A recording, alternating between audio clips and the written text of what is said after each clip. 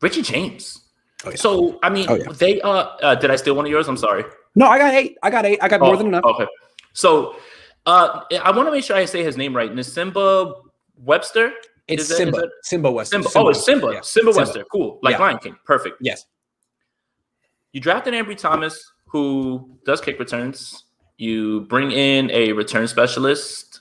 What does that say about what they think about the return game for Richie James? Yeah. And he seems to be their specialist when it comes to that. Now, the way that I'm kind of figuring it out, I don't think that Richie James is going to push for that number 3 spot as much as people think. I don't think that that's something that Kyle's ready to hand over to him. So you're not the number 3 wide receiver. You're not going to be the return specialist. What are we doing? Why are you here? And I think that Kyle's given him as many opportunities as he can to show. I mean, I know he has that one kickoff return. It wasn't a punt return, right? It was a kickoff return against Seattle, I believe, in 2018. 18. Mm-hmm. Yeah. That was it. That's it. That's really it. And he's got to show something. He either has to separate himself from the wide receiver 3 group to stay on this roster, or he has to start returning kicks at a larger clip, getting them into good field position. Here's the game that I want to point to. In 2019, the Superdome game, right? The 49ers win that game in a shootout. Do people remember the effect that I believe his name is Deontay Harris from the Saints had? It seemed like every time he was kicked the ball, whether it was on a kickoff or a punt return, he was pushing them to the 40 on their side of the ball at least, or over the 50-yard line. That guy's good. You know how valuable that is to have your starting position not be – the 49ers start every single drive at the 25. Yes. Pretty much. That's it. Yeah. But now you're talking about having a better starting position. I think that that's valuable, and I think that the 49ers are showing you and telling you what they believe about it. Why bring in all these guys who can punt return? You still have River Craycraft who can punt return. He did it last year as well. Brandon Ayuk. Yeah, I mean, they're just bringing in as many guys as possible. So what does that tell you about Richie James? He either has to elevate himself past the wide receiver 3 group, that log jam right there, or he has to turn into this guy who can be a game changer when the ball is in his hand on punt and kick returns. I think the key point there is that Richie James Jr.'s spot on this 2021 roster is not guaranteed. Not at all. And remember, he was hurt in OTAs. He was hurt.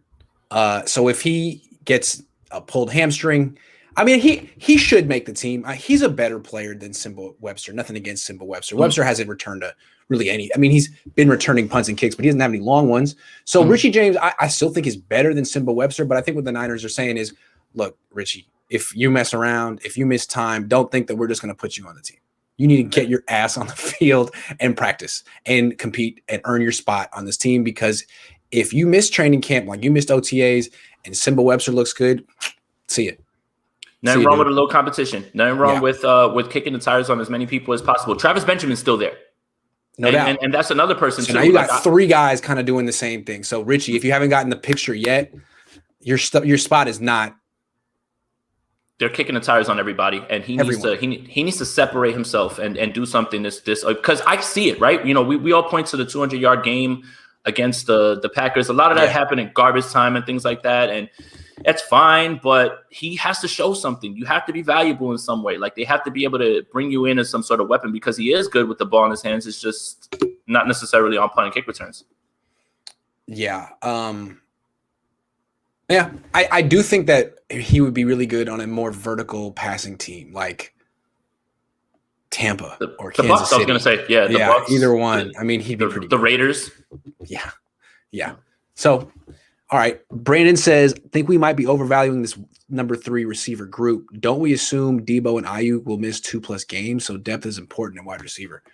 Yeah, I don't think Jason's overestimating it. He's been kind of concerned about it. I've been concerned about it. That's the thing that, like, again, I've been yelling at them to go look at Golden Tate, Dede Westbrook, anybody at this point. Again, get more people in here. You know, when we have reports, and nothing against him, Mohamed Sanu is like the leader in the clubhouse right now. Mohamed Sanu wasn't on many rosters last year. Like, he was at the end of the Lions roster. So yes, I mean, I'm not overvaluing it. I'm actually scared to death of like what could happen if Debo or Ayuk misses games. And I think I voiced that. And that's where Kendrick Bourne was so valuable. Kendrick Bourne was the guy who was the mainstay, and you can count on him every single week. They don't have a guy like that right now, at least not with a track record on this team.